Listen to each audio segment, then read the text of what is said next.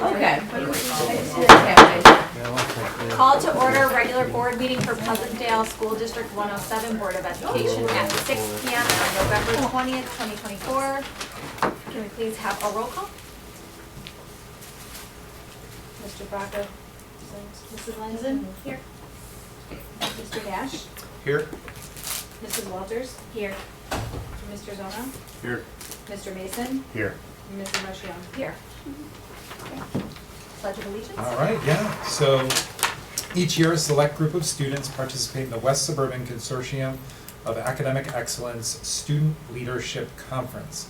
The conference's purpose is to develop our emerging leaders and allow them to identify a problem to be solved within our schools. These students are then empowered to solve their identified problem. I'll turn it over to Dr. Arundel and Ms. Raleigh to introduce our students. So, guys. You may have a couple more joining us, but we have a very talented group of 8th grade students for the 3rd annual WSCAE Leadership Conference. The OPRF students actually run it with their staff, so it's really nice with students working with other students and showing them what leadership looks like. We have Leah Timpe, Addie Cuellar-Kolarski, and Kennedy Moore with us tonight. We might have Katerina American-Naboja also coming to join us. So they were instrumental in identifying something we wanted to work on. Turn over to Mrs. Raleigh. So when I got there in the afternoon. They spent the morning and the afternoon with other schools. And so they talked about how to improve schools in general. And then when I got to talk to them, they identified some problems that they would like to work on at Pleasantdale Middle School. So we talked a little bit about like hallway traffic, tardies, how to improve that. They had some great feedback on how to improve wind, which was really great. So we're just excited to use them in various different leadership capacities throughout the year. It's a great group of students, so we're excited to have their input and their feedback to help us. So. Wow. Wonderful. Good job, guys. You want to lead us in the So now pledge? you get to stand up and lead us in the pledge. Whenever you're ready.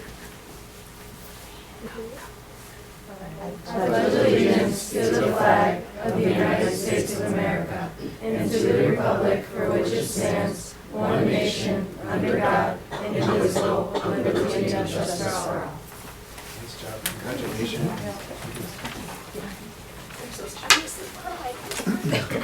And they're excused to do homework now, right? Yes, they can go through all that. Thanks, guys. I know. All right. Okay, yes, next up is brag board. All right, yeah, so we do have some brag boards this month, and on our brag boards this month, we have work from our 3rd graders who read the book, What If You Had Animal Teeth by Sandra Markle. The book takes children on a fun and informative journey as they explore what it would be like if their own front teeth were replaced with those of a different animal, featuring dozens of animals: beaver, great white shark, narwhal, elephant, rattlesnake. It explores how different teeth are specially adapted for the animal's survival. At the end of the book, children will discover how their own teeth are just right for them, and they also get a friendly reminder to take good care of their teeth because they're the only teeth they'll ever have. So again, a little bit of writing to go along with it, and then making a picture of themselves with their chosen animals' teeth. So kind of cool. A lot of fun. A lot of fun. You guys are nice. Very proud. Perfect. Next, we'll move on to item 4, open forum. Please know that all individuals addressing the board will be afforded 3 minutes. We'll also limit to 15 minutes on any one topic, and we'll take the green forms in the order they were received. The green forms are out in the hallway. If you have a question, we will acknowledge all who have completed the green forms in the minutes of this meeting. Any questions addressed to the board will be answered by administration within 48 hours. Additionally, for clarification and to ensure your specific questions are answered, we request that the questions be submitted in writing on the green form. Do we have anyone that would like to approach the board at this time? Do you have a green form? I do not. Do I need to fill one out for you? Yeah. I was unclear on You can just do it after, that's okay. Just so we. If there's a question. Will do. Okay, thank you. So I'm Greg Engel. I'm a professor at the University of Chicago. I'm a Pleasantdale resident and a resident of Burr Ridge. And I'm coming before the board because I was watching your last meeting and I saw Dr. Pelzet's presentation on the potential new Pleasantdale primary school. I was also part of the Citizens Committee to investigate that similar opportunity about a year ago. As you well know, it didn't work out then because there was just no appetite to raise taxes in the community. I think everything else was secondary to that, including the pros and the cons, but there was simply not appetite. But there are a few things from that experience that I really wanted to sort of pare it back. And I know you're aware of these, but the fact that we are likely to see construction with a lot of new families moving in as LT figures out what it's going to do next door to Pleasantdale Elementary. There are a couple of other parcels that are likely to develop into reasonably high-density housing. And then, perhaps most striking to me, we have a median age of about 53, and that's a year ago, and the housing market has been stagnant, so call it 54. That's going to turn over with much younger people. About a quarter of our population, we're 65 and up. We are going to see a lot of new kids. I would guess somewhere on the order of 100, 150, something like that would not be outrageous. And as you do that and you add another 15 kids per grade, we have nowhere to put them. I mean, as it is, we don't have tech classrooms in the elementary. It seems to be bursting at the seams. And the schools are so important to this community. That also came through loud and clear. People care, people pride themselves on the quality of education. We don't want to be behind the power curve. And so I was really excited to see this presentation last week, the opportunity to fulfill our mission for early childhood education, but perhaps more importantly, to unload the space pressure in our current schools without having to raise a bond issue through referendum, and probably using either the current levy or the current bond issues that we can do within the bounds of our mandate. I really like that. I would urge the board to investigate this. At least it seemed at the end of your presentation there was a question of, do we even look at it? I would find it unconscionable not to investigate every element of that proposal. It's a way to find prime real estate, which is an appreciable asset. It's a way to get an extant building that can be renovated as compared to built from scratch. It's a way to unload traffic issues around Pleasantdale Elementary with the nursery having to be dropped off and they can't ride the bus, which is the end of a dead-end street. It would allow us to have space to expand when that inevitable expansion comes. And it would allow us to think about moving 5th grade from the middle school back to the elementary school, which I think is more developmentally appropriate.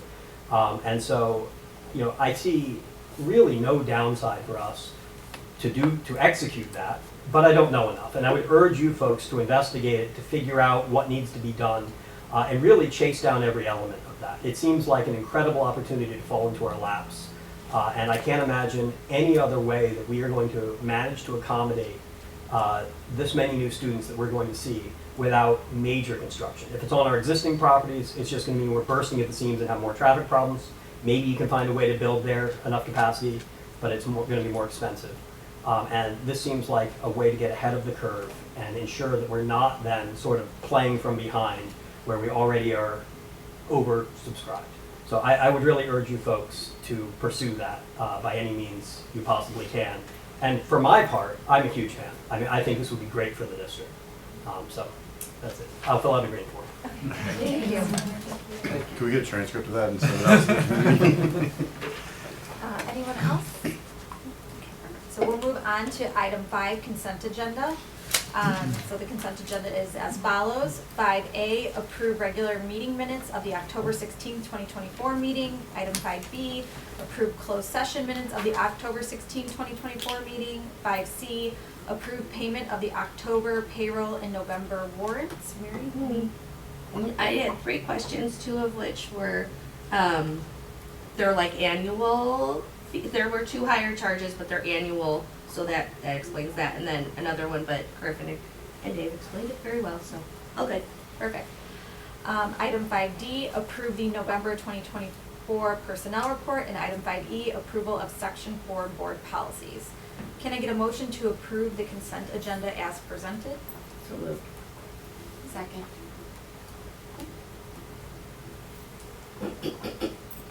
Mrs. Lenson? Yes. Mr. Nash? Yes. Mrs. Walters? Yes. Mr. Zona? Yes. Mr. Mason? Yes. Mrs. Marchiano? Yes.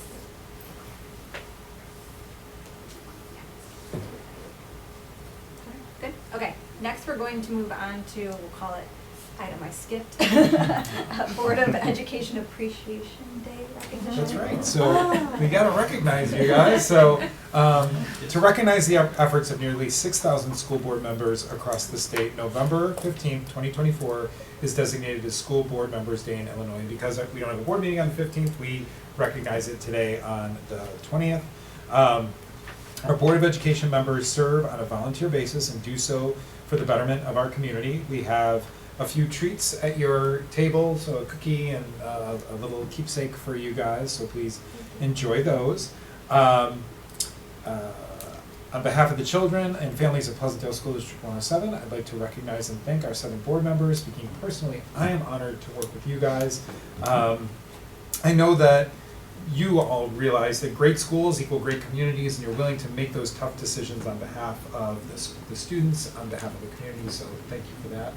I look forward to really 4 more years with this, well, at least 2 more years with this group before the next election. So I'm looking forward to continuing that work. So thank you for all you do. Thank you. Let's keep the good times rolling. Thank For you, sure. Dave. Thank you. It's an honor to serve. You guys are awesome. You're awesome. What does he say? I serve at the leisure board. I do serve. I did serve the pleasure. Oh, the of pleasure, board. I'm sorry, the pleasure, thank you. I do. Luckily, though, we're a pretty good team together. Thank you. All right, next is item 6, informational updates, and I'll turn it over to Dr. Olsett Yeah. for that. So we have our annual school report card announcement. So each year, the Illinois State Board of Education publishes the Illinois School Report Card for all public schools in Illinois. The school report card includes information about our schools, including relevant student demographics, teacher demographics, district financial information. The school report card is live, and a link to our school's report cards can be found on our website. As part of the release of the school report card, I'm proud to announce that our schools ranked amongst the highest in the state, with the middle school being rated commendable and the elementary school being rated exemplary. Additionally, both schools have been placed on the U.S. News and World Report's list of best elementary and middle schools, 2 separate lists. We proudly report that our test scores continue to rise and our student outcomes remain high. We're proud of these results. We're going to continue to strive for even more improvement. So really, really good outcomes, and those are all available on our website or on the school report card website. Awesome. Cool. Awesome. Good work. Okay. Good stuff. Next, we'll move on to item 7, administrative reports. 7A, Yeah, we proposed got our tax levy. tax levy, so it's that time, it's levy time. So each year, the district levies the taxpayers to raise funds to operate our district. As part of this process, we provide the board and the public with a preliminary tax levy presentation before the official levy hearing in December. I'm going to turn it over to Griffin, who is going to run the numbers for the board. Sounds good. Thank you very much. Good to see everyone this evening. So 2024 proposed tax levy. And we'll start off with just kind of giving a where we are at. Again, we're finishing the audit right now, so these are still unaudited numbers, but numbers to point out, fund balances to start the fiscal year, and then our budget that was approved and adopted, and then where we're looking to be projected fund balances at the end of the year. And because you'll remember, we don't expect to be quite this much deficit, but we are spending a significant amount of money still finishing up this number here, our HVAC project at the elementary school. So a lot of the work was done, throughout the summer, and we're finishing up now. We've made almost all the payments as you look at the monthly financials, and we are in really good shape. So yeah, so you can see kind of where we're at with all of the fund balances, and that's something that we need to show you before we go into the tax levy process. Also want to mention CPI, the Consumer Price Index. I've just added to this ongoing graph that we've had. Sorry, it's a little harder to see with the dark. But these last 2 years prior to this current levy year, 7 and 6.5, we all felt that, the inflation that jumped up from 1.4 coming out of COVID into there. And then this year's number, last December's, was 3.4%. So that is the number that we use for our levy going forward. averages are still really high because of, I mean, 3 years, you have two really high numbers. 10-year gets kind of closer to where you hear about on the news where the Fed is shooting to try to get closer to 2% going forward. So next month's December, so we'll get next year's levy number sometime in the middle of January. So we'll kind of be already moving ahead, or I'll already be thinking about where it's going to be. We've got a good estimate about where that's going to be, but we'll stick with this year for this year. A little bit of background information. So the tax levy, this is where the majority of our funds are generated, local property taxes, and this process is the tax levy process. And so in order for us to collect these monies, we have to formally request these through the process. So the levy, and kind of the go-to is the levy's the request. So the numbers you see up here are not going to be the numbers that we're going to get. This is the request, and then the county will put it all together, and they will give us the extension, which is the actual amount, and we'll learn that number later on into the spring. So this levy part is the request, and it's the specific amount that we're requesting to be collected in the upcoming year. So there's a PTEL, there's a property tax extension limitation law. We're in a PTEL capped county, and so what that means is this tax levy, this request, will may increase by 5% or the CPI from the prior December, whichever is less. So I showed you the CPI before at 3.4. So the number that the overall levy across all of the properties would be 3.4%. And then there's a little bit of an add-on there, and that's the second bullet. So 3.4% of existing properties, and there might be new properties, new developments that are coming onto the tax rolls. And because they come onto the tax rolls kind of a year late, you have to levy a little bit more than 3.4% in order to capture those taxes as well. So that's one that sometimes gets people, you'll hear us say CPI plus new property or new construction, and that's what that is. So, and that number, the new property, we don't know exactly what that is. Talk to the assessor's office, they give us a good estimate, but they don't have that number of what it's going to be once the spring and everything comes together. So, so with that, we take, let me finish this and then I'll show you kind of some of the averages of what we've had with new property over the last 13 years. But, so the county will finalize the property values calculations of all the properties in the county, and then based on those calculations, the tax extension, the allocated amount, so the levy's the request, but then the extension is what they're actually going to assign the district. That's what the tax money that will be assigned to all of the taxpayers throughout the whole Pleasantdale School District taxing body. And then from there, the taxes come in, and we've had a really good collection rate over the last 5 years that I've been closely tracking. Even through COVID, we've been in the 98-99% collection rates, which is really important. Some districts are in the low 90s, and so they have to really make some adjustments because they don't know how much money they're going to get in. Our extension amount that goes out, we're expecting to get most of that money in. So then these are the funds that we use to support the district's programs and the operating expenses. So 3.4% is the number we're really thinking, plus new construction. Here's our a little history of our new construction levy year, so all the way down from 11. Huge number in 11. Is that the Burridge? Burridge Village Center, yeah, the mall. Oh, yeah. Sorry. That's it. So that all came online in 11. So we had a really large EAV come on.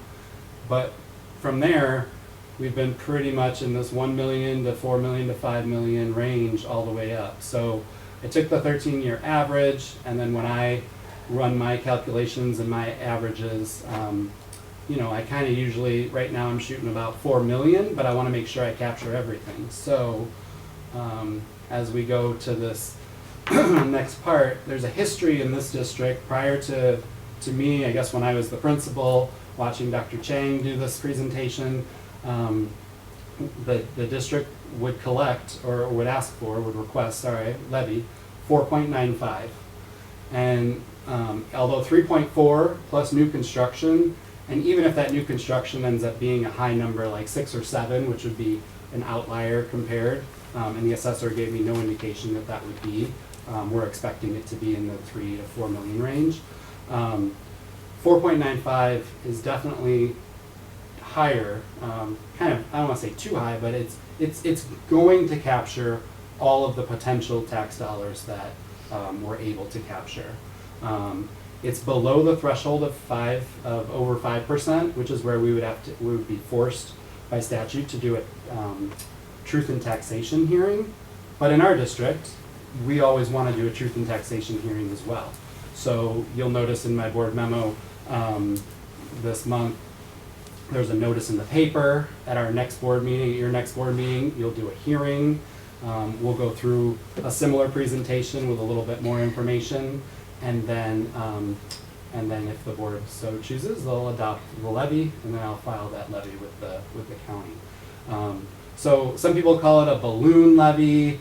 Sometimes that can be a connotation that's not as positive. This way, I mean, we're being transparent. 3.4% plus new construction, which I'm estimating to only be, maybe 0.39 or 0.4%.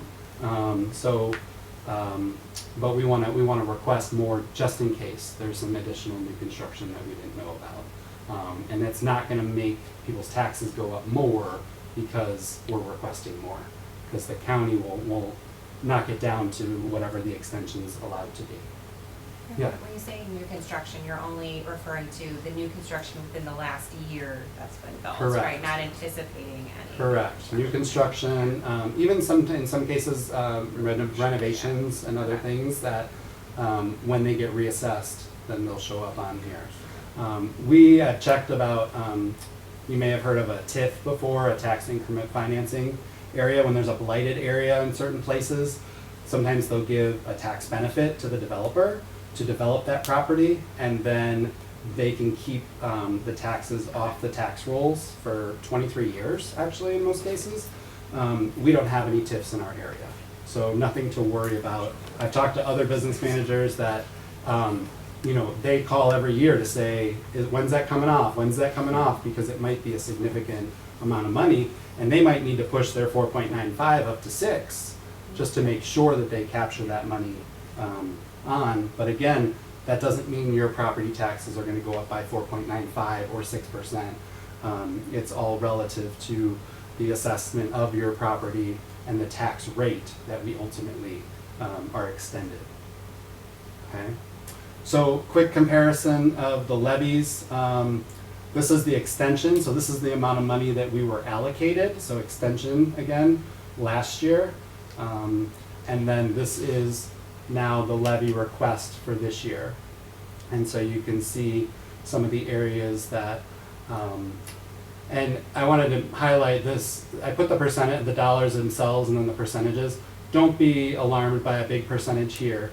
In our IMRF fund, and I'll highlight this a little bit next month with that little bit more detail, we're trying to spend down this fund. We have a little bit more than we need in that fund. And so I'm levying on purpose a smaller amount. We spend about $125,000 a year in this fund. And so we need to spend that fund down. So although I'm doubling the levy, or more than doubling the levy from last year, it's still an effort to keep bringing that fund balance down and not doing it all at once. So, What is that one again? I forgot. IMRF, that's the retirement fund Oh, for our thank support you. staff. Oh, AIDS. Illinois Municipal Retirement Fund Thank you. for support Okay. staff, secretaries, aides, custodians, gotcha. and others. So that's the one that I thought you might look at and be like, why is that 142%? The rest of them are all very, very similar to the extension. We can increase, and then in the end, the request, the levy, is 4.95% of the number we were given last year. So we won't get 15.737 million because that's going to be too high. We're going to get less than that, but we want to make sure we ask for more than that so that we capture all of it. Okay. And this is the one you do downtown, or you used to have to go downtown? Used to have to now. That interweb, we can just upload. So we're good. Okay, just. Real quick, No. yeah, real quick summary then. So PTEL limits the extension, so we're looking at 3.4 plus new construction. I know I've said that a few times. So we're recommending the operating levy of 4.95. And then this is a little bit, so the aggregate or total levy though is really, we're only requesting 4.56, and that's because we have that debt, the debt service out when we took the bonds in order to do the roof and the HVAC project. And that is already fixed, so that's not going up by 3.4%. So it's gonna bring the overall percentage down a little bit because that is static. We know how much the levy is for that. And actually, it's gonna be down a little bit because we paid off part of our bonds already. So, and we'll keep doing that over the next 7 years. So, any, Don't we historically always do 4.95? Like, I feel like every year.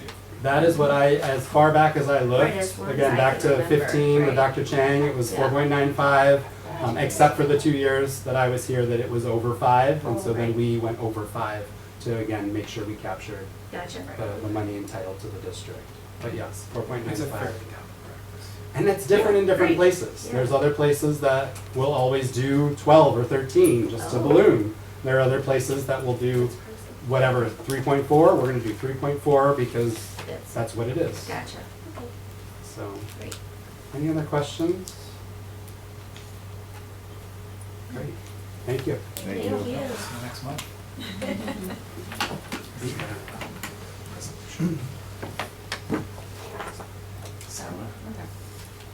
Okay, so the board, okay, recommendation that the Board of Education adopt the proposed 2024 tax levy and authorize the publication of the public hearing notice. So moved. Second. Yep. Yes. Don't laugh too hard. Give it a roll call. Mr. Bracco? Yes. Mrs. Lunson? Yes. Mr. Nash? Yes. Mrs. Walters? Yes. Mr. Zona? Yes. Mr. Mason? Yes. Mrs. Marchion? Yes.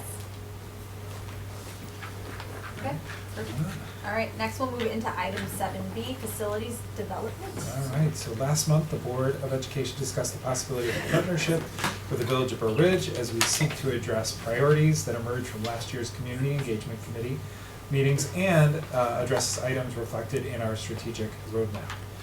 Over the course of the month, members of the board and administration met with Lyons Township High School and Burr Ridge officials to discuss different opportunities that may be available. We also explored the possibility of moving we talked last month, or had a question about the possibility of moving 4th grade to the middle school to address some space issues. And so we'll talk about that too, but we're gonna start with a synopsis of the meetings that took place both with LT and with Burr Ridge. So I'll turn it over to Taryn. Perfect. Okay, so on Friday, November 15th, Dave, Griffin, Becky, and I met with the Lyons Township District for an information gathering session. The meeting was productive, providing insights into D204's future vision and potential collaboration opportunities. Key points included that our district would anticipate significant impact from residential development on the D204 property, which raises concerns as our schools are already at capacity. Second, to offset the impacts of residential development, our district would need more space to support an influx of students. As a potential solution, we discussed the possibility of reserving 6 acres from the D204 property. This space would accommodate a new building, parking, expanded traffic patterns, and green space. And then finally, we emphasized the importance of collaboration and communication with D204 and that we would appreciate the opportunity to review and provide input on the terms and conditions before any bids are opened. Next, on Monday, November 18th, Dave and I met with Burr Ridge Mayor Gary Grosso and Village Manager Evan Walter to discuss space needs for both the district and the village. The meeting revealed that the Village Hall, originally designed for 17 staff and 20 police officers, now only holds 14 staff and no police officers, with only 35% of the building being used. The village is considering downsizing and finding a structure that better serves the public. We agreed to continue exploring options regarding use of the Village Hall and to keep the conversation going to seek creative solutions. Overall, the district is focused on planning for the future while managing the impact of growth and development in our area. Any questions, comments on those meetings? Thank you all for taking the time to do that. Oh, meet with them. What's your sense of where LT's at in the process and what their thoughts are?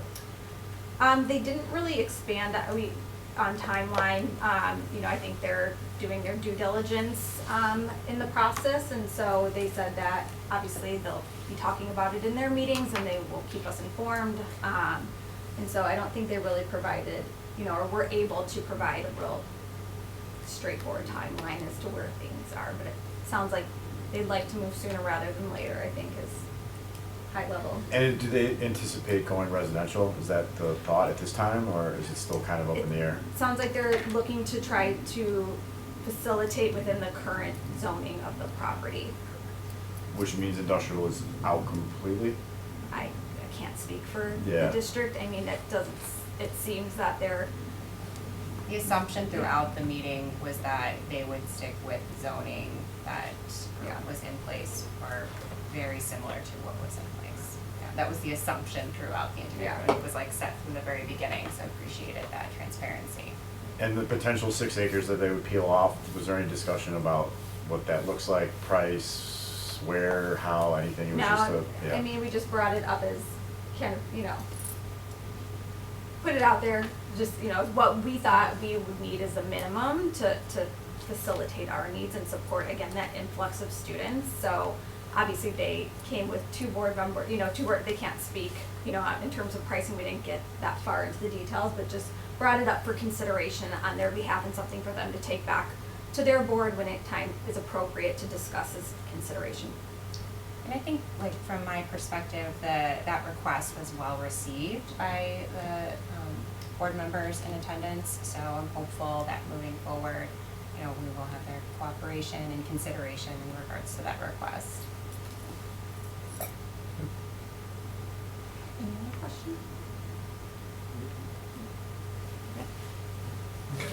Yeah. So I wanted to talk a little bit about, we got a question last month about whether or not we had considered 4th grade moving over to the elementary school. And it was actually a really good question once we started to dig into it, because the short answer is we hadn't considered that before. And, in talking with Griffin and when talking with our architect and talking with Jennifer, let's dig into this and make sure we kind of leave no stone unturned, so to speak, to make sure that we're looking at every possibility and opportunity that that may be out there in order to address some of the issues that we're dealing with. So Jenny, are you able to bring up that slide for me, please? And there's a lot of text on this slide, so I apologize. It may be hard to read. Oh, it's not as bad as I thought. But so what we did is, so at the end of the day, ultimately our recommendation is not to move the 4th grade over to the middle school. That would be the recommendation from the administration. And what I did is I tried to kind of list some of the reasons why we felt like it wasn't the best fit for our kids and for our district. And I did a little bit of research on a departmentalized model for an elementary school child versus a self-contained model, and read through some research articles. And basically the crux of the research is that younger kids need to be building those relationships with teachers, and the research shows that kids are able to build stronger relationships and bonds in a self-contained model rather than in a departmentalized model, which you would find at a middle school, kind of that bell period structure and moving from class to class. So again, the outcomes were minimal. It really kind of depends on what studies you look at, but ultimately they said kids had a higher level of comfort around school, fewer behavior issues, fewer attendance issues in a self-contained model than in a departmentalized model. And stop me with questions as I go, please. We talked a little bit about the developmental differences between a 4th and an 8th grader. So you've got kind of 9-year-olds and as old as maybe 14-year-olds kind of in the same building, in the same space, on the same buses, kind of in the same area. Maybe not the best kind of configuration for us. One of some of the feedback that we get from our 5th graders who are, again, we've been having conversations as to whether or not middle school is developmentally appropriate for 5th grade, is navigating the schedule, navigating lockers, some of the higher expectations that they find at the middle school are often, there's definitely a transition there. And so we would expect that fourth graders would really struggle with some of those logistics in handling this. And again, it seems silly with schedule locker, like they can learn a combination for sure, but there's a transition piece, and you take all of these pieces together, and it does have an impact. There still would be a significant cost to bringing fourth grade over. We would have to add space to the middle school. Now, architects like to give ranges, so our architect gave us a range between 6 to 8 million. And what he said is, it's not necessarily as simple as just building 4 classrooms. You'd have to build additional bathrooms. You may need some meeting spaces. You may need some other kind of special spaces, because you may need to add some sections in some of your other classes as well. The fourth grade option prioritizes one issue over the other. So we want to try and solve originally it was bring the fifth grade over to the elementary school. It was have additional expansion of early childhood and have additional space. This solution prioritizes the early childhood piece, which is great. It allows us to add additional seats and open up more space for early childhood, but it doesn't necessarily hit some of those other priorities that we've identified. It doesn't necessarily allow for future growth either. So if we built onto the middle school, we for sure would then be built out on that space. And it would be difficult if we did get an influx of another, let's say the LT land it goes residential, 125 to 160 students. We'd kind of be back here again having a conversation about space. Jennifer and I talked a little bit about K-5 curriculum, and really curriculum is K-5, 6, 8. So being able to have the fourth and fifth, well really I'm going to say fourth and fifth graders at the elementary school in one space helps with that curriculum alignment, articulation, teachers working together and things like that. So again, we tried to do a really thorough job in investigating that and making sure that we weren't, again, like leaving any stone unturned and thinking of all of the possibilities. But in the end, I don't know necessarily recommend that this would be the direction we would go. It doesn't seem like it would be the best fit. Well, I posed the question, so I very much appreciate all of the time put into, I just think it's important to explore every single option for, 100%. The community, so thank you. 100%. Thank you. In theory, we could have a separate wing just for the fourth and fifth graders, right? And they wouldn't have to switch classes or, So I had the that- second bullet point that was up there. Yeah, I mean, It's gone now. it would be difficult to have essentially, you'd be running 2 schools within a school, right? And what our architect talked about was, if that's the direction that you want to go, he would recommend creating a separate drop-off, creating, you know what I mean? And that, again, is taking even more space, making classrooms smaller, minimizing bathroom space, things like that you would need. So the answer is, could it be done? Anything could be done. It doesn't really fit, right? So essentially you're running a self-contained school and a middle school on the same site, in the same building at the same time. It really becomes kind of complicated to do that. Good question. We did consider that. Do we know how much, just out of curiosity, do we know how much empty green space we have? Well, I'm sorry, I don't know. I can find out what the kind of acreage is back there. I was mean, just It's probably close to an acre. yeah, I would think probably. more. 3/4. I don't know what an acre looks like, to be honest with you. I 43,000 but I square can feet. find I was just curious, 'cause, Like- if it's already an asset we have. Correct. it's That worth looked like- exploring. 100%. I thought it was a great idea to explore. It is a great idea, Thank you. for sure. I just want to give you more work. Yep. No, it's good work. It was a really good exercise. We really kind of dug into it and had some good debate around it. So thank you for that. Oh, anytime. There you go. Okay. All right. That is, any other discussion on any of the other kind of facilities topics that we've talked about? I mean, I know we talked about LT, we talked about fourth grade. Any questions on the Burr Ridge meeting? Yeah, is there any movement on that? Like, where does that process stand with the discussion? Yeah. Yeah, I mean, next steps. Yeah, so I think a reasonable next step would be to get a more detailed assessment of the building and get someone in there who can give us a better idea of kind of what we think it would cost to renovate that space, that would be my recommendation as a good next step. I mean, ultimately, if this is a direction that we end up going and we enter into an agreement with Burr Ridge, and again, for the record, we have no agreement with Burr Ridge at this moment, but if that were a direction that we were to go, and we hit, and we entered into a design phase, we would want to have a process where teachers are involved, we have a stakeholder community that's part of the design phase of this. So that's kind of something that would be a future deliverable, but I think for now, bringing someone in to do a more thorough assessment of the building makes sense as a good next step.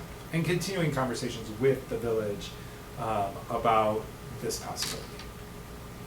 The assumption is that we would probably take it down to the studs, right, in terms of a redevelopment? I think we would have I mean, to. pending the assessment, but Yeah. that's the most likely We would outcome. have to. Okay. We would have to. And what's the assessment costing the district? It's nothing. There are companies that will come in and do, and again, we're not gonna get, it's not gonna be detailed down to the nickel, right? It'll be still rough, but but more detailed than like a square foot, cost per Right, square $200 foot square type foot or of, whatever, type yeah. of calculation. But yes, $0. Thank you for bringing that up for the boards. And so this assessment will go in and they'll look at things like the windows and which windows need to be replaced and which ones, are up to Just par and we salvageable. can, and Yeah. yes, sustain those HVAC windows, system, things The roof. like that. Electrical, the So- roof, right. It's a stuff more like that. granular assessment than like at the architect or contract level, so, And they'll dig into the structural, yeah. structure of it and Correct. everything. Yeah. Cool, so we'll work on that, and our goal would be to bring you more detailed information next month. Yeah, that's what I was gonna ask, what's the timeline for something like that? Can we get a? I think we can have it done by next month. Yeah. And as it relates to your conversation with Burr Ridge, was there any sense of what their timeline looks like or would want to look like? Is there any sense of that? Yeah. They're looking to move fast on their side. They want to be into a new facility or, on their side quick. But they also understand that we have to be contemplative 100%. and And they've been good move at our partners. slow pace and deliberate and everything else. They've been yeah. good partners up to this point and Okay. understand that there are a lot of moving parts to something like this, and lots of questions that need to be asked and make sure that people are feeling comfortable about the decision. So they're not putting on the high pressure sand. You know? And you might have mentioned this at an earlier, a different meeting or otherwise, but is it possible to investigate whether there are other school districts who have purchased property outside that's Sure. not located within the Sure. district, and like what, if Yeah. there are any long-term Yeah. ramifications or any issues? I've asked with- that question of our Yeah. attorney, Good question. and there are some districts up, more so like in the kind of like McHenry, Carpentersville area, and kind of larger districts that span multiple counties and things like that. And really there really weren't. I mean, there were no negative ramifications that he could point to. I did reach out to our regional office of education because I said, the building is in DuPage, we're in Cook, how does that work?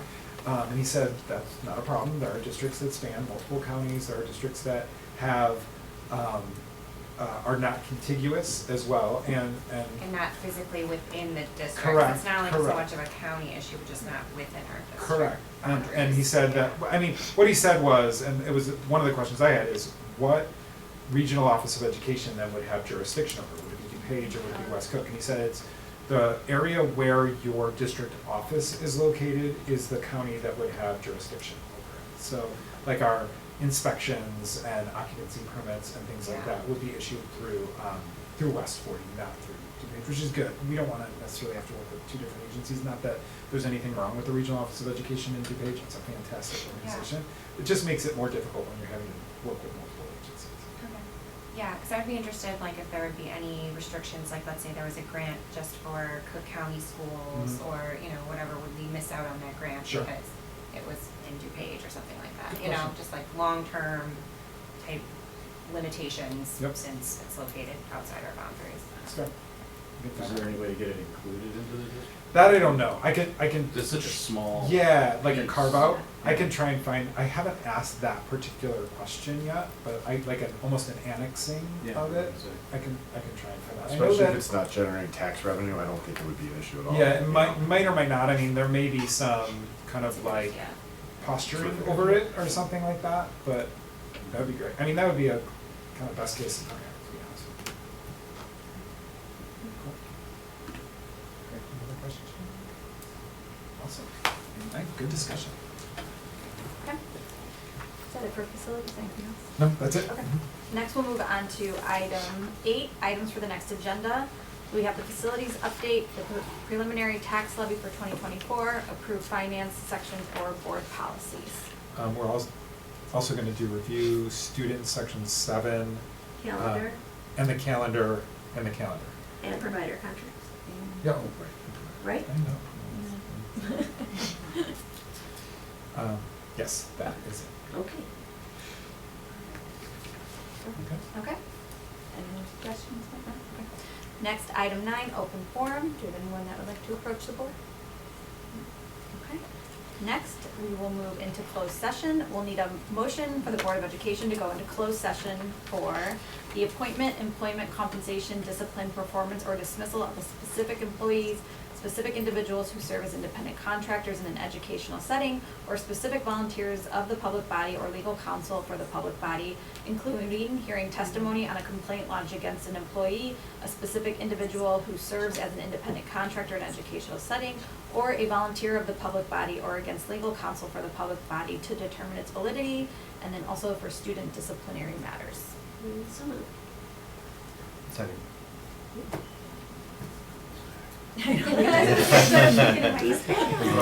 Mrs. Rocco?